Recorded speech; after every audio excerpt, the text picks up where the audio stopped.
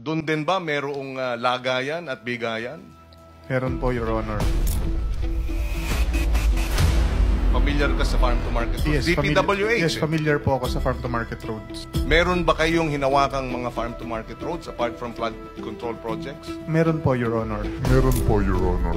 Doon din ba merong lagayan at bigayan? Meron po, Your Honor.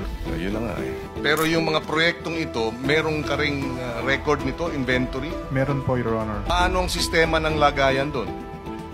Ganon din. May proponent. Yes po, Your Honor. Meron po lahat. Meron po obligasyon. Siguro kung maaaring isumite ni Bryce yung sinasabi mong mga hinawakan mong at may inventory ka ng farm-to-market road sa inyong distrito sa Bulacan. Sige po, Your Honor. At sino ang mga proponent tulad nung pagbigay nyo nga ng flood control ng mga datos? Okay po, Your Honor.